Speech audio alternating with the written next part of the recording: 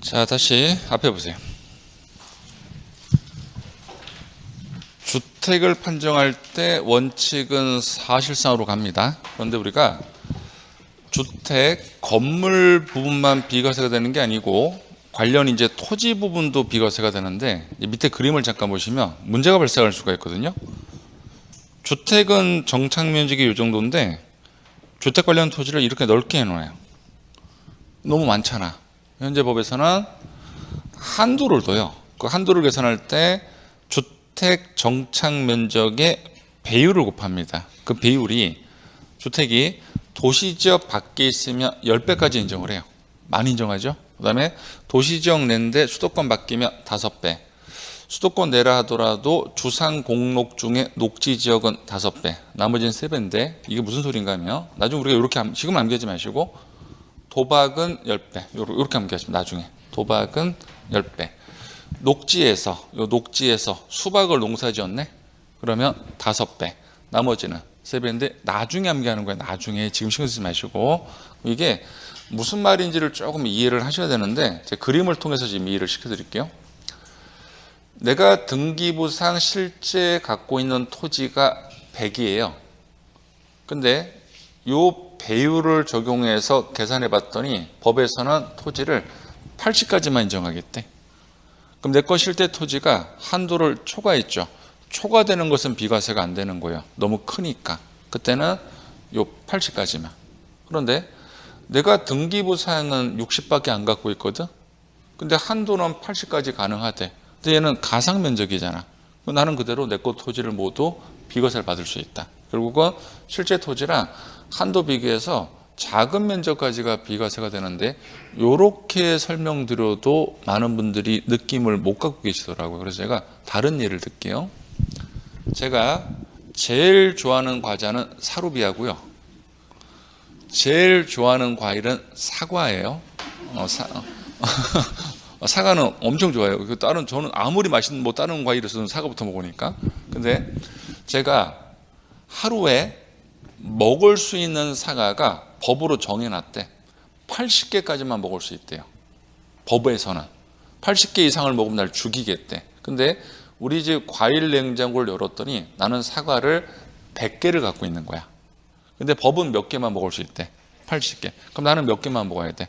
80개. 그런데 법에서는 내가 사과를 80개까지는 하루에 먹을 수 있게 허용을 했는데, 우리 집 과일 냉장고를 열었더니 나는 사과가 60개밖에 없네. 나는 몇 개밖에 먹어? 60개. 그 얘기예요. 결국은 내가 가지고 있는 실제 토지 면적과 한도를 비교해서 어디까지, 적은 면적까지 비과세 된다는 거. 그 느낌만 기억하시면 되고, 이거 나중에 우리가 1, 2월, 3, 4월 정도 가면 계산하는 걸 배우게 될 거예요. 한 7년 전에 출제를 한번 해서 지금 신경 쓰지 마시고. 자, 3번.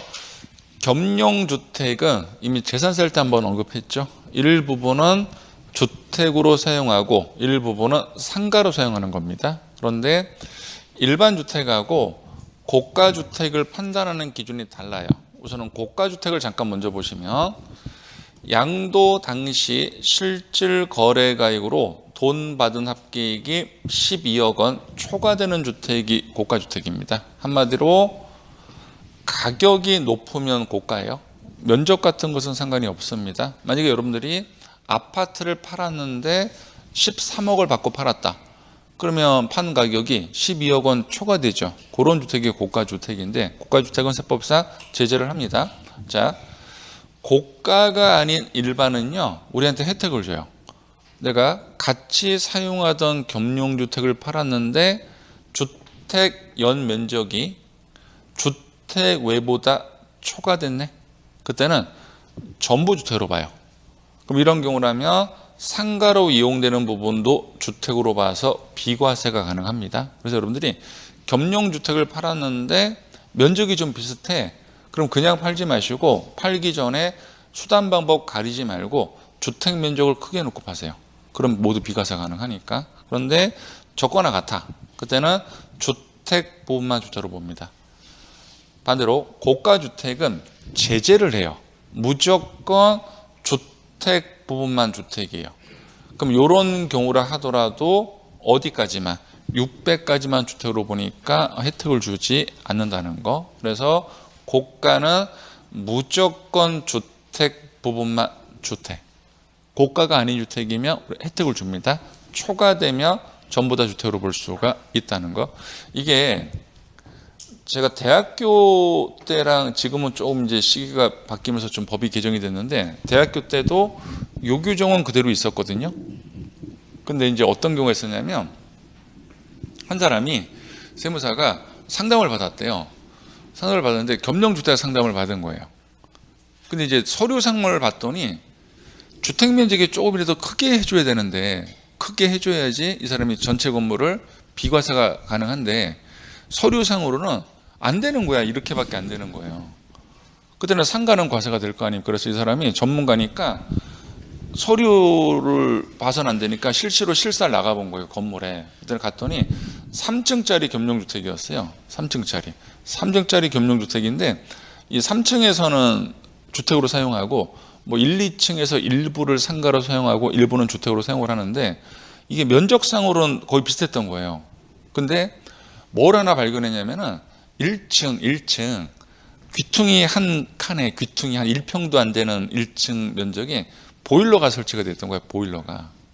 보일러가 설치가 되어 있는데 그 보일러 배관이 2층하고 3층으로만 올라간 거예요. 1층에 설치된 보일러 배관이 1층하고 관련이 없고 2층하고 3층으로만 이렇게 올라간 거야, 배관이. 그러면 그 1층에 관련된 한 평 정도는 실질적으로 뭐로 이용되는 거야? 주택으로 이용되는 거잖아요. 그거를 인정을 받았어, 국세청에서. 그래서 그걸 전부 다 비과세 받은 적이 있어요. 그게 그 사람이 우리나라 최고의 양도세 전문가가 됐었어, 그때. 저도 대학교 졸업할 때 이만한 책자를 실무서를 그분 책을 사서 읽었고, 그래서 그분이 일명 이거를 그 세무학계에서 보일러의 추억이라고 해요. 농담했는데 농담이 안 통하네. 뭐 사람들이 반응이 없어. 이렇게 싸늘해. 나 사료비 안 먹는다. 자, 이것도 나중에 기억하시고. 자, 4번. 다가구 주택은 주택수를 계산할 때 구획된 부분을 각각 하나로 계산을 하는데, 나중에 이제 공법 등을 배울 때 이렇게 주택은 구분이 안 된다고 막 이렇게 배우나 봐요. 그거는 공법 얘기고, 세법은 뭐 그냥 세법대로 받아들이세요. 저 공법 잘 모르니까. 구획이 가능하면 구획된 부분을 각각 하나로 계산을 하는데, 우리 세법은 사실 관계가 중요하거든요. 서류상으로는 구획을 해놨는데 실질적으로는 하나의 매매 단위로 판 거야. 그러니까 통으로 판 거지. 그때는 전체를 하나로 계산하는 거예요. 근데 시험에서는 이걸 어떻게 출제를 했냐면, 하나의 매매 단위로 파는 경우에도 구획된 부분을 각각 하나로 계산한다. OX, X. 그래서 시험 지문에 구획까지만 보이면 각각 하나로 계산한다. 만약에 10개로 구획되시면 10개 주택으로 계산하겠다는 거예요. 그런데 서류상으로 10개로 구획이 됐는데 하나의 통으로 판 거야. 그때는 10개로 계산하는 게 아니고 전체를 하나로 계산하니까 몇 주택으로? 1주택. 자, 6번. 지분을 가지고 있는 공동소유주택은 특별한 규정이 있는 것은 상속이거든요. 몰라도 됩니다. 그 규정 외에는 공동소유자 각자 주택을 가지고 있는 것으로 계산을 합니다. 그럼 밑에 그림을 잠깐 보시면, 갑이 본인 거 100% A주택, 을은 본인 거 B주택, 각각 1주택자인데 서로 돈을 부담을 하면서 주택을 하나 매입을 한 거야, 공동소유로. 근데 지분을 봤더니 갑이 60%고 을이 40%, 이것을 누구 주택수에 포함을 시키느냐인데, 양도소득세는요 공동소유자 각자 다 포함시켜요. 그러면 지분 크기를 고려하지 않고 제재하겠다는 겁니다. 그럼 갑은 당연히 포함이 돼. 그러면 2주택자예요. 이렇게. 을은 지분이 작죠. 그럼에도 불구하고 주택수에 들어가. 그럼 을도 2주택자야. 그럼 이게 재밌는 일이 발생하는 게, 이 공동소유주택이 있는 상태에서 만약에 을이 본인 거 아파트를 팔았어. 그럼 몇 주택으로 계산하니까? 2주택으로 계산하니까 과세한다, 비과세한다? 과세하는 겁니다. 그만큼 제재를 하겠다는 거. 다만 나중에 배울 텐데, 부동산 임대업에서는요 원칙은 지분이 큰 자로 계산을 해요. 이거는 지금 아예 신경 쓰지 마시고, 양도세는 각자. 이게 중요합니다. 원래는 양도 시점에 국내에 한 채여야 되잖아요. 근데 여기에 예외가 있는 거야. 뭐랑 똑같은 거냐면 1세대는 원칙은 배우자가 있어야 되잖아요. 근데 아까 30세 이상이면 1세대로 봐주잖아. 그런 논리인데 원래는 한 채여야 되는데 나는 등기부상 두 채를 갖고 있는 거야. 근데 그 두 채가 투기 목적이 아닌 것으로 판단되면 한 채로 봐줘요. 그리고 한 채로 봐주는 게 2년 이상 요건 충족했다면 비과세가 됩니다. 그러면 지금부터 우리가 배우는 것은 비과세 요건 3개 중에 요 요건까지는 충족한 것으로 본다라고 해석하셔야 돼요. 그러면 두 채를 한 채로 본다고 비과세 한다고 읽으시면 안 돼. 비과세 요건 3개 중에 가운데 요건만 충족한 걸로 본다라고 우리는 읽어야 되는 거죠. 이 한 채가 이 요건 별도로 충족해야 됩니다. 자, 우리 집 단지 얘기인데 남성분이 있어요. 이 친구가 공인회계사야. 지금 우리나라 최고의 회계법인에 근무를 해. 한참 후배지. A주택을 갖고 있는데 아직 결혼 안 했어. 연봉이 워낙 세니까 벌써 주택을 하나 매입했습니다. 그리고 같은 층인데 이 친구랑 저는 뭐 등산도 자주 하고 같은 층인데 여성분이 한 분 살고 계세요. 이분은 거기 이렇게 서대문 쪽에 공무원 공직에 계셔. 근데 결혼 안 하셨어. B주택을 갖고 있어. 우리 딱 친해. 이분은 우리 그녀랑 친하고 이분은 저랑 친하고. 근데 갑자기 이 친구가 전화 온 거야. 저랑 한참 나이가 차니까 형님 저 커피 마시러 갈게요. 그러고 와라 그랬더니 같이 오신 거야. 근데 결혼한다고 청첩장을 줘. 근데 괜찮지 뭐 동갑이잖아. 띠동갑. 근데 이분을 보면 이 친구가 결혼을 할 수밖에 없다는 느낌이 다 들 정도예요. 매력 있으세요. 나이도 되게 젊어 보이시고 되게 능력도 좋으시고. 그래서 근데 이제 문제는 되게 능력 있는 집안들이네. 집 한 채 사기가 얼마나 어려운데 이쪽은 이미 결혼을 만약에 했어. 그러면 남자도 집 한 채가 있고 여성도 집 한 채가 있는 상태에서 결혼을 한 거잖아. 그럼 결혼하는 순간 부부는 동일 세대가 되잖아요. 같은 가족이니까. 그러면 동일 세대 내 두 채로 바뀌잖아. 세대 기준으로 좀 주택이니까. 그러면 이때 A주택을 먼저 팔든 B주택을 먼저 팔든 서류상은 2주택이 되잖아. 이거 투기예요, 투기가 아니에요? 투기가 아니니까 예외를 둔 거예요. 혼인으로 어쩔 수 없이 두 채가 되는 경우라면 그때는 혼인한 날짜로부터 10년 이내 먼저 파는 주택은 두 채지만 몇 채로는 봐주겠다. 한 채로 봐주고 한 채로 봐주는 주택이 몇 년 이상까지 보유했다며 2년 이상 비과세 해주는다. 만약에 한 채로 봐준다고 읽으셔야 돼. 비과세를 한다고 읽으시면 안 되고 한 채로 봐주고 비과세 요건을 충족해야지 비과세 된다는 거. 부럽진 않다 근데. 그러면 질문 드릴까요? 혹시 지금 남성분이신데 결혼 아직 안 했고 좀 이따 할 거다 손 들어봐요. 남성분이신데 결혼 좀 이따 할 거다. 아직 안 했다. 그러면 우리 손 드신 분. 가정. 본인 33세요. 가정. 여성분이 띠동갑 위야. 근데 진짜 좋아. 다 좋아. 결혼 생각 있어요? 이게 사랑이야. 좋은 사람 만날 것 같아.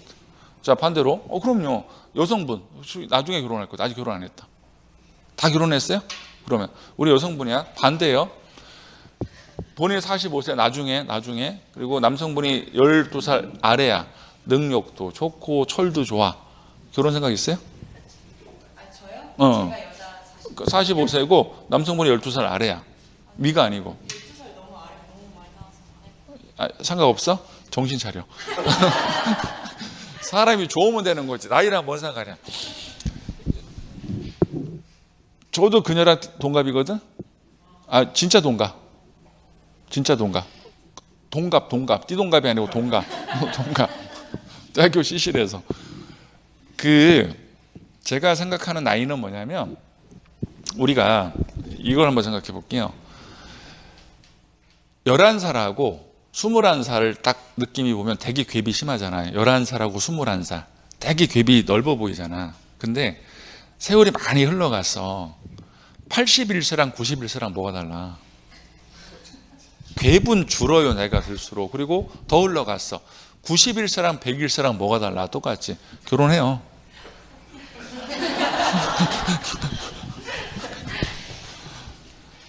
자, 그러면 혼인은 10년 이내 기억하시고요. 자, 똑같은 거 보세요. 일산에 아파트가 하나 있어요. 중요한 거예요. 지금부터 하는 거. 일산에 아파트가 하나 있는데 취약, 근무지가 바뀌어요. 질병 요양 목적 등으로 건강검진 받았더니 암 선고를 받았네. 그래서 요양 목적으로 수도권 밖에, 그럼 서울, 인천, 경기가 아니죠. 강원도 쪽에 주택을 매입했어. 그 다음에 이 주체가 됐잖아. 어쩔 수 없는 경우잖아. 이 사유가 해소가 된 날부터 몇 년 내? 3년 내 얘를 먼저 팔아야 돼. 일반. 그러면 한 채로 봐줘요. 이게 여러분들이 이거를 주간을 기입하면 조금 느낌이 안 올 수 있거든요. 우리 법대로 공부를 하셔야 됩니다. 주의사항. 수도권 밖의 주택을 매입한 날짜로부터 3년 이내가 아니에요. 내가 오늘 매입을 했어. 이 사유로. 오늘 매입하고 5년이 지났더니 암이 깨끗하게 치유가 됐다고 완치 판정을 받은 거야. 그 날짜를 말해요. 그 사유가 해소가 되고 몇 년 내?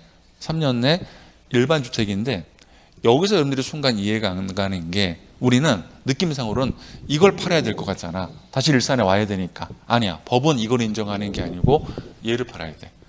일반 주택을 먼저 팔아야 돼요. 그럼 일반 주택을 먼저 팔면 등기부상은 몇 채지만 두 채지만 이게 입증이 되잖아요. 몇 채로 봐준다. 한 채로 봐주고 한 채로 봐주는 날짜에 그게 2년 이상 보유 등을 했다면 뭘 해주겠다? 비과세. 날짜 기억할게요. 3년. 부모님 별도 세대 집 한 채, 자녀 별도 세대 집 한 채, 이 상태에서 동거복령을 합니다. 그러면 부부는 동일 세대가 되죠. 동일 세대 내에 두 채. 어쩔 수 없죠. 몇 년 내 팔면? 10년 내 팔면 몇 채를 봐준다? 한 채. 일반 주택이 고향에 있는 상태에서 농어촌에 귀향을 할 거예요. 그래서 귀농주택을 매입을 했습니다. 그럼 귀농이라는 것은 농사를 짓게 한 목적이니까 여기에 주택이 있으면 안 돼요. 그래서 귀농주택을 취득하고 몇 년 내에? 5년 내에 뭐를 먼저 팔면? 일반. 몇 채로 봐준다? 한 채. 날짜만 지금 기억하는 거예요. 자, 고양시에 집이 한 채 있는 상태에서 나는 서울 서대문구로 이사를 할 거야. 그럼 우리가 일반적으로 종전주택을 팔고 이사갈 주택을 매입하진 않아요. 시간 차가 안 맞을 수 있잖아. 그러면 우리는 일반적으로 이사갈 주택을 먼저 알아놓고 날짜 맞춰서 종전주택을 팔겠지. 그러면 종전주택이 있는 상태에서 이사갈 집을 먼저 매입을 하고 길게 인정을 해줘. 이 날짜로부터 몇 년 내? 3년 내 뭐를 판다면? 종전주택. 이것은 이사 등을 가기 위해서 어쩔 수 없이 중복되는 기간으로 인정을 합니다. 그래서 일시적이란 말이 들어가면 몇 년? 3년 있는데 요건 아직 신경 쓰지 마시고요. 그다음에 이제 밑에 게 중요한데 보세요. 제가 말하는 순서를 반드시 지키세요. 고양시에 정말로 근검절약해서 일반 주택을 먼저 매입을 하고 그 다음에 별도 세대를 구성하셨던 부모님이 돌아가시면서 내가 상속을 받은 거예요. 이 상태에서 일반 주택을 먼저 팔아야만이 한 채로 인정을 해줘요. 일반이 있는 상태에서 나중에 상속을 받고 일반을 먼저 파는 거예요. 하나라도 위배하면 두 채입니다. 예를 들어서 상속을 먼저 받은 상태에서 나중에 내가 아파트를 매입해서 이거 인정하지 않아요. 그리고 일반이 있는 상태에서 상속을 받죠. 상속을 먼저 팔아도 두 채예요. 우리가 절세를 하기 위해서는 뭐를 먼저 팔아놓고 일반을 먼저 팔아놓고 나중에 뭘 판다? 상속. 다시 일반이 있는 상태에서 나중에 상속을 받고 먼저 있던 일반을 먼저 팔아야만이 한 채로 받는다는 거. 자, 여기서는 몇 년 이내에 팔아야 될까요?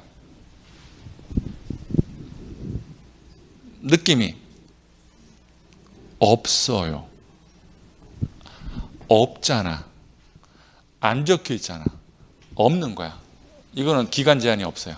그런데 법조문이 그렇게 돼 있어. 그럼 지금부터 질문 드릴게요. 날짜만 답해 주세요. 동거복량하고 혼인은 몇 년이네요? 10년. 수도권 밖은 3년. 일시적인 거도 3년. 귀농주택은 5년. 상속은 없다. 예, 그거 정리한 게 요겁니다. 기억부터 비유. 아직은 요거 신경 쓰지 마시고, 나이는 신경 쓰지 마시고, 연도만. 별거 아닌 것 같은데 이거 자주 물어봐요.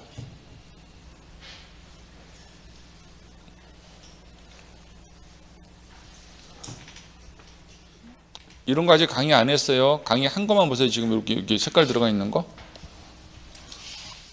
자, 문제 풀어볼까요? 오늘 받으신 57번.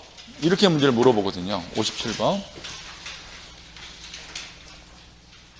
자, 문제 보시면 1세대 1주택 특내 가로 안에 들어갈 숫자로 옳은 것은?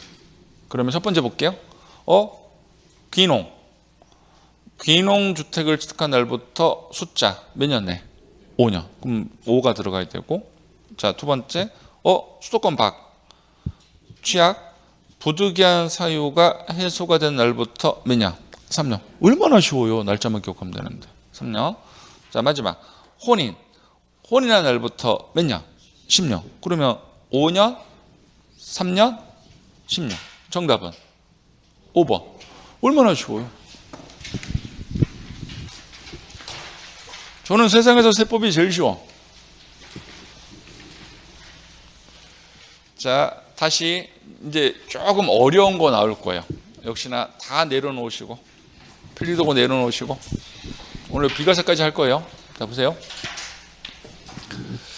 지금부터 1세대 요건 충족했다고 가정하고요. 1주택까지 충족했다라고 가정합니다.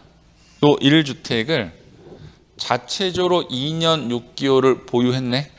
그러면 자체적으로 비과세가 되죠. 그럼 우리는 다른 조문을 배울 필요가 없네요. 이미 끝난 게임. 그런데 이 1주택을 1년 6개월 보유하다 팔았네. 그럼 앞에 것까지 충족했지만 요거 하나 위배됐잖아. 그 원칙은 과세하는 거예요. 그런데 여기에 예외가 있어. 만약에 1년 6개월을 보유를 하다 팔았는데 그 판 사유가 수용일 수 있잖아. 그럼 수용도 양도 맞죠? 자발적인 양도예요? 강제적인 양도예요? 강제죠. 예를 들어서 나는 주택을 매입해서 오랫동안 살 목적이었거든요. 근데 갑자기 도로 내겠다고 수용하겠대. 그럼 나는 단기적으로 보여다 팔아야 되잖아. 우리 의사가 아니니까 수용을 당하면 2년을 보유하지 않았다 하더라도 제한받지 않고 비과세가 가능합니다. 그러면 보세요. 보유기간 및 거주기간 제한을 받지 않는 경우. 그럼 지금부터 우리가 배우는 전제 조건은 1주택까지는 충족한 거예요. 그리고 서류상으로는 2년이 안 된 상태예요. 이건 미리 가정하고 들어갈게요. 근데 2번을 보시면 무슨 말이 들어가면 수용. 제한받지 않고 비과세 가능한데 조건이 붙어요. 사업인정 고실 전에 주택을 매입한 게 수용을 당해야 돼요. 한마디로 그 지역이 수용될 거라는 것을 알 수 있기 전에 주택을 매입하고 나중에 사업인정 고시가 되고 수용을 당한 경우만 인정하니까 이렇게 기억할까요? 수용인데 성이 전시예요. 전수용. 후로 바꾸면 틀려요.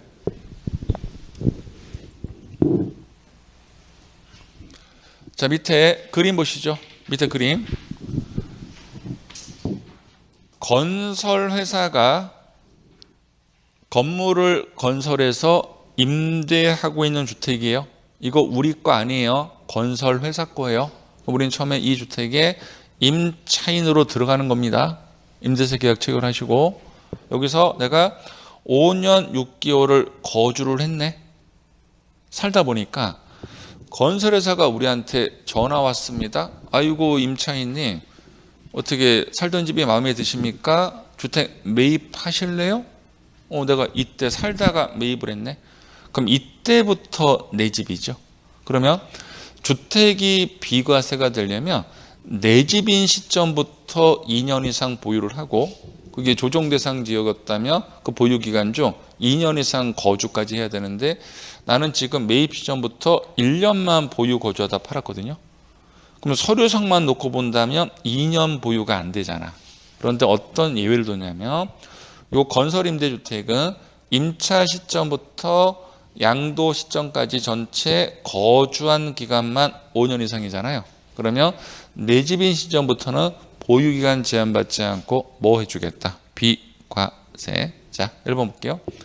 건설 임대주택 임차일로부터 양도일까지 전체 거주한 기간만 몇 년 이상이며 5년 이상이며 내 집인 시점부터는 보유기간 등 제한받지 않고 뭐 받을 수 있다? 비과세인데, 여러분들이 주관 개입하면 안 돼요. 이거는 건설 임대주택을 임차한 경우에 하나는 겁니다. 우리가 일반적으로 다른 사람 집을 임차할 수 있죠. 이거 인정하는 거 아니에요. 이건 법에 따른 임대주택 말하는 것이지.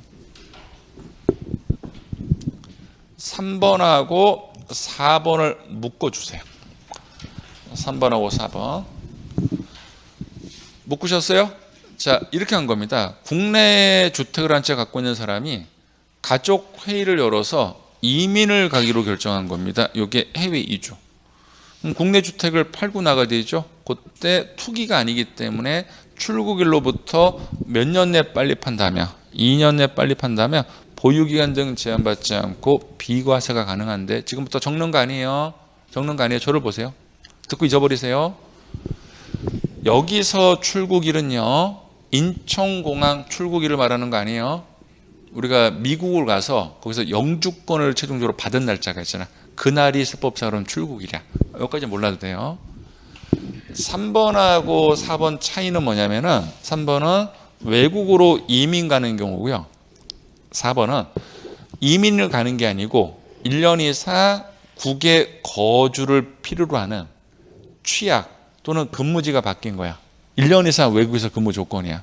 한마디로 국내 본사에 근무하다가 미국 현지 지점으로 발령이 난 겁니다.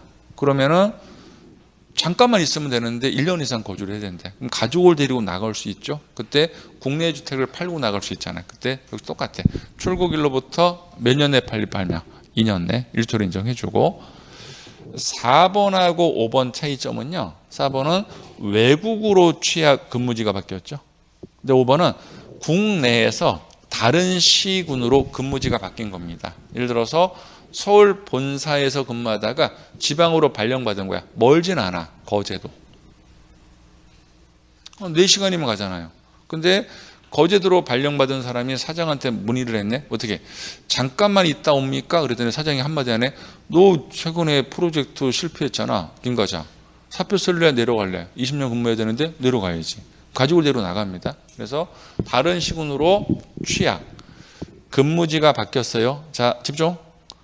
근무상이에요. 근무라는 것은 내가 종속된 입장이에요. 임의적으로 근무지를 못 바꿔요.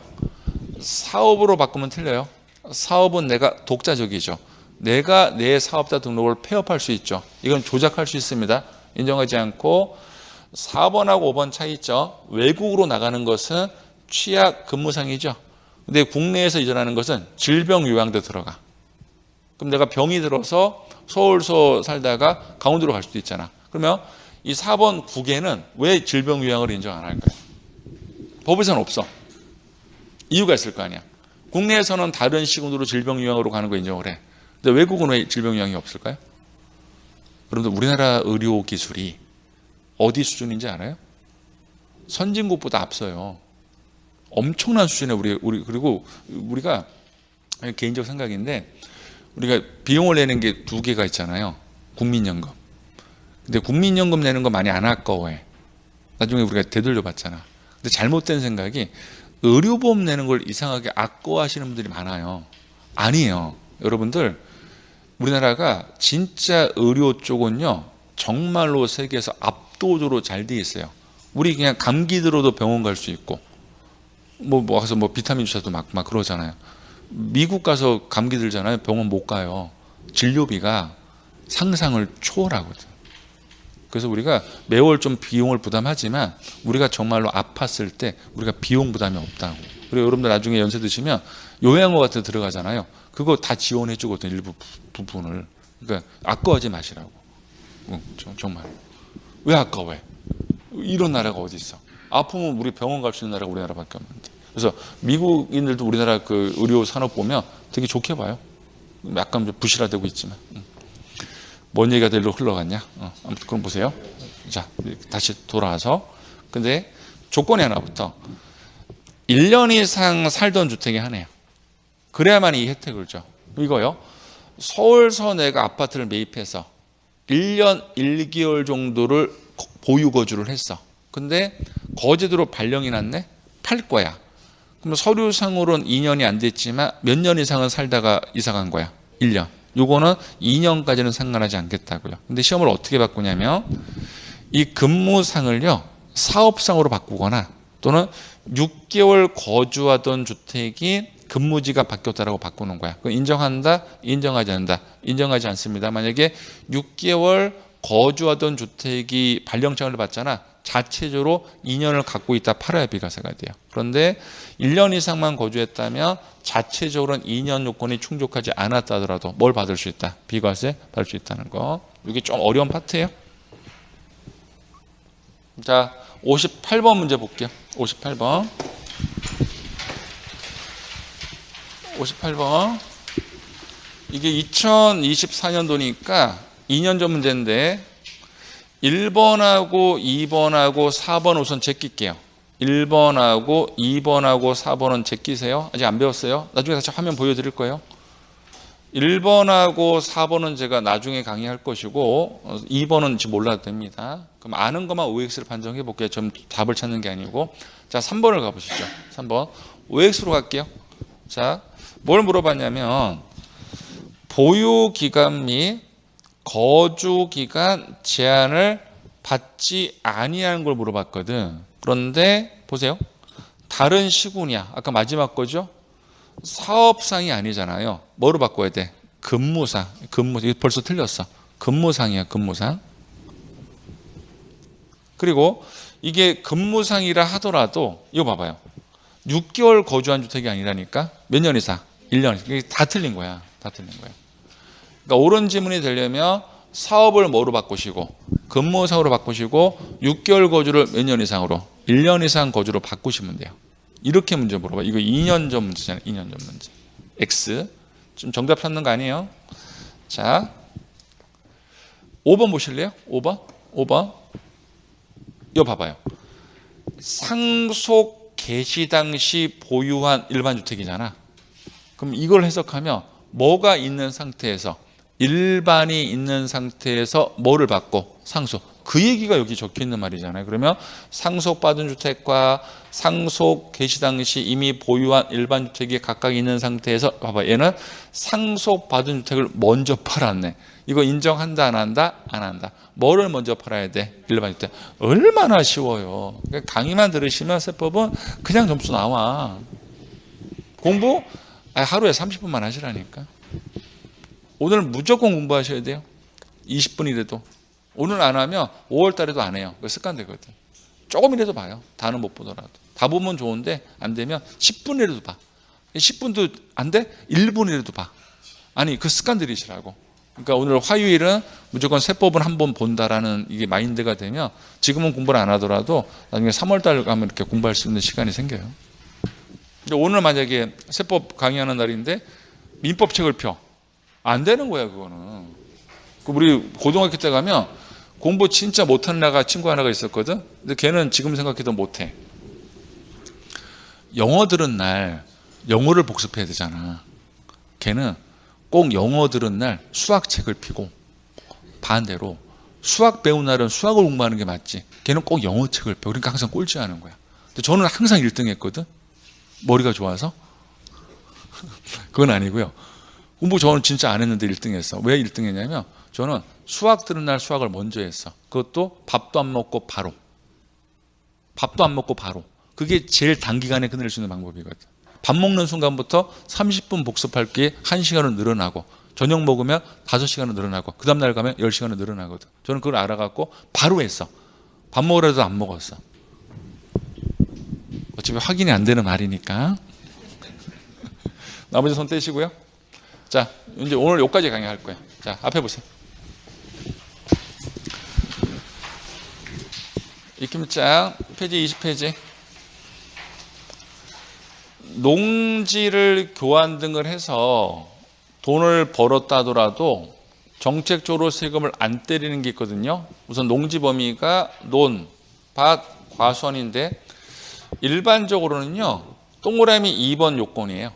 그런데 경작이란 말이 들어가면 동시 충족하셔야 돼요. 우선 2번을 보시면 쌍방 토지 가액 차액이 가액의 큰 편의 4분의 1 이하여야 되는데 말로 이해가 안 가거든요. 밑에 그림 볼게요.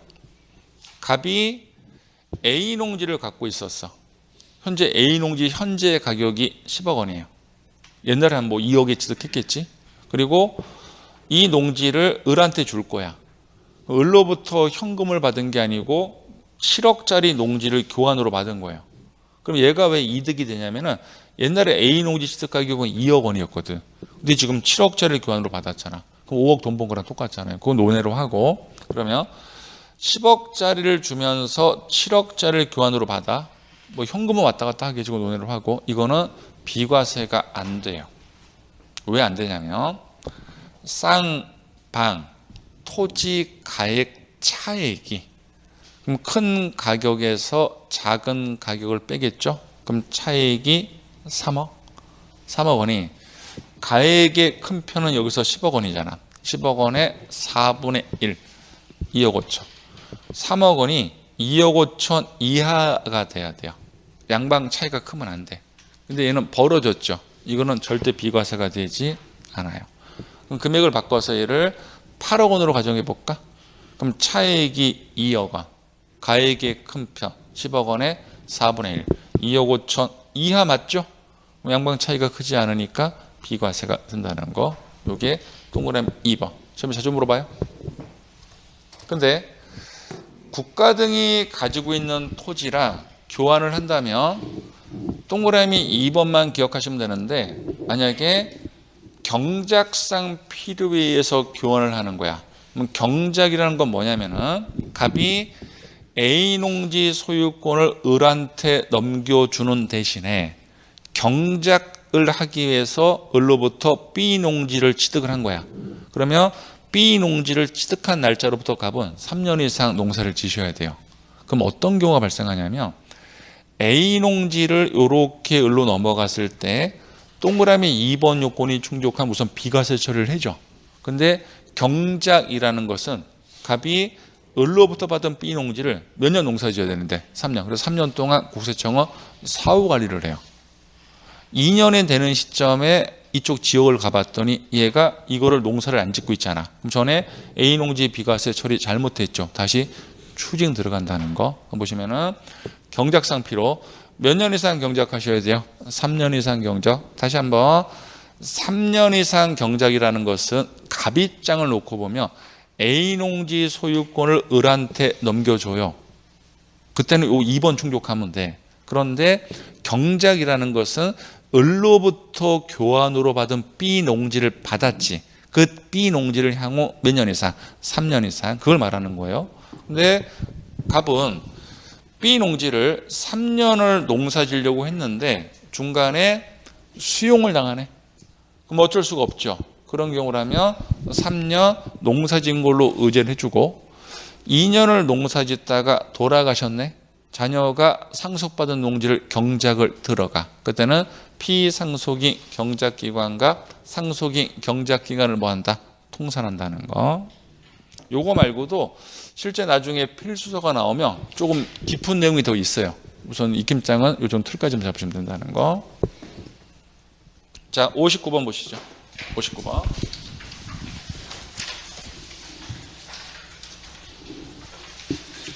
59번. 자, 농지를 교환할 때 쌍방 토지 가액 차액이 가액의 큰 편의 3분의 1이 아니잖아요. 몇 분의 1 이하? 4분의 1 이하. 이렇게 문제를 내요. 얼마나 쉬워요. 자, 오늘 마무리해 볼게요. 저를 보시죠. 오늘까지는 어려운 거 없어요. 다음 주부터 어렵고. 제 손을 잘 보세요. 1세대 1주택 2년 이상. 원칙은 모두 충족해야 돼요. 그런데 각각의 예외가 있죠.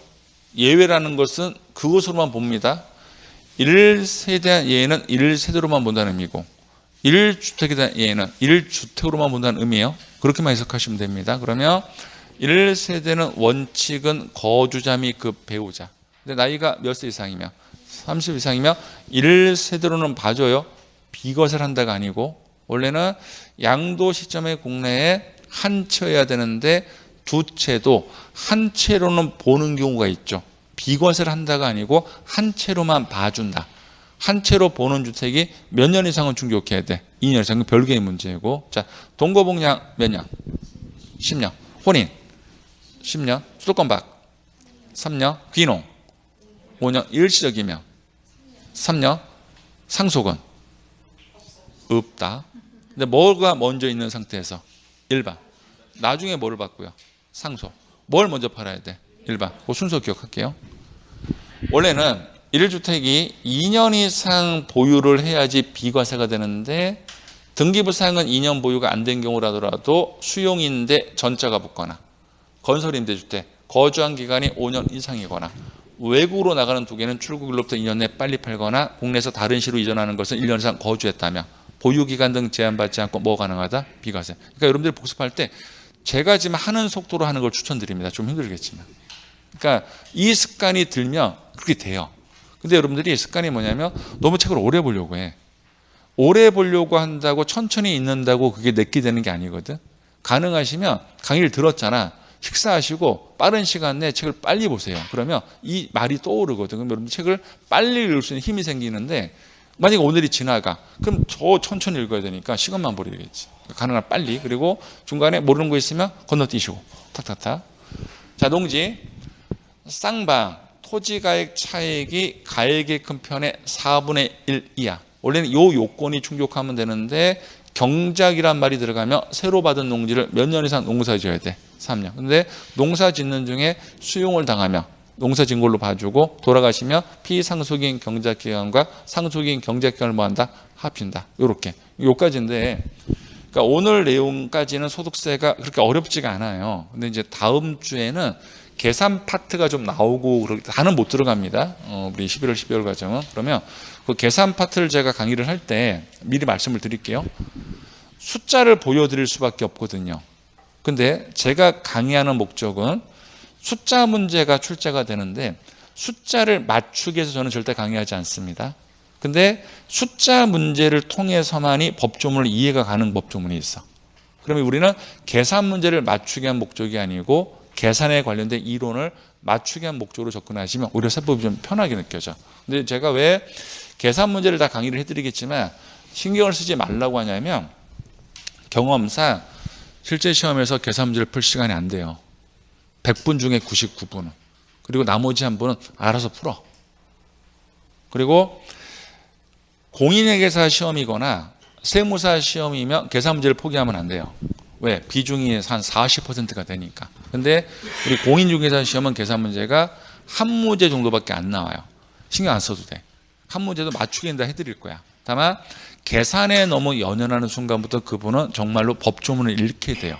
그럼 굳이 계산 문제를 한 문제 맞추기 위해서 15문제 머리 쓸 필요는 없잖아. 그러니까 차라리 계산 문제는 법조문을 이해하기 위한 도구로만 생각하시고 나머지 이론 문제 15문제 우리는 집중적으로 투자하는 걸로. 됐죠? 오늘 여기까지. 됐습니다.